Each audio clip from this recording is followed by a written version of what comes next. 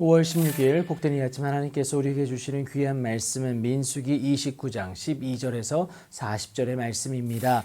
기억하여 다시 시작하라 라는 제목으로 함께 말씀 나누도록 하겠습니다. 이스라엘의 7월은 민간력의 1월입니다. 그 달에 하나님은 당신의 백성된 이스라엘 자손이 하나님께 온전히 붙잡힌 모습으로 새해를 시작하길 원하셨습니다. 이 때문에 일곱째 달에 이르러는 그달 초하루에 성회로 모이는데요. 아무 노동도 하지 말라. 이는 너희가 나팔을 불 날이다. 그러니까 나팔절을 말하고 있습니다. 그리고 하나님께서 허락하신 새 날을 복되게 살아내기 위해서 요구되어지는 그 모습이 있었는데요. 일곱째 달 열흘 날에는 너희가 성회로 모일 것인데 너희의 심령을 괴롭게 하며 아무 일도 하지 말 것이다. 바로 대속죄일을 말하고 있습니다. 회개를 위한 속죄제를 통하여서 하나님의 준비된 그릇으로 새롭게 시작하는 은혜를 허락하시기 위함이다라는 것을 우리가 함께 묵상하지 않았습니까? 그리고 이제 일곱째 달 15째 날에 다시금 성회로 모일 것을 요구하시는데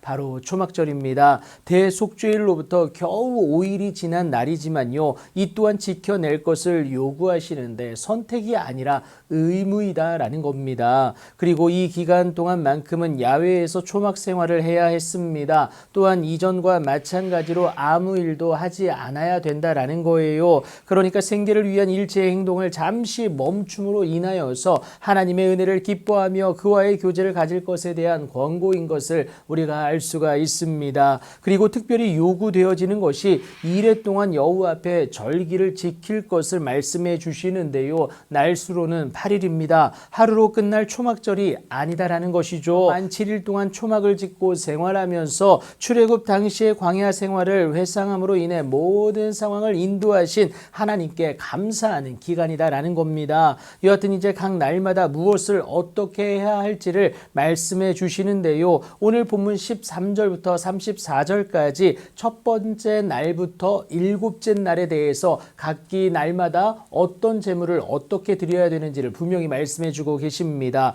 그리고 오늘 본문 35절부터 38절까지 제 8번째 날에는 바로 장엄한 대회로 모일 것을 분명히 말씀을 하시는데요. 이 날에는요. 아무 일도 하지 않습니다. 번제로 향기로운 화제를 여호와께 드리는 그 일들이 있게 되어집니다. 여러분 이것은요. 적잖은 규모였습니다. 이스라엘 전체를 위한 것이기에 그 규모 역시 대단한 것은 당연했는데요. 연중 최대 봉헌이다라는 것을 우리가 확인해 볼 수가 있습니다. 나팔절이나 대속죄일에 비해 그 제물의 양이 8배나 되지 않겠습니까? 8일 동안 이어지기 때문에 그렇습니다. 굳이 이것을 왜 하는지에 대한 자괴감이 들 수도 있지 않겠습니까? 그럼에도 반드시 지킬 것을 하나님은 강하게 요구하시는데요. 너희가 이 절기를 당하거든 여호와께 이같이 드릴 것을 분명히 말씀하십니다. 무엇보다 자원의 성격이 강한 서원제나 낙헌제로 드리는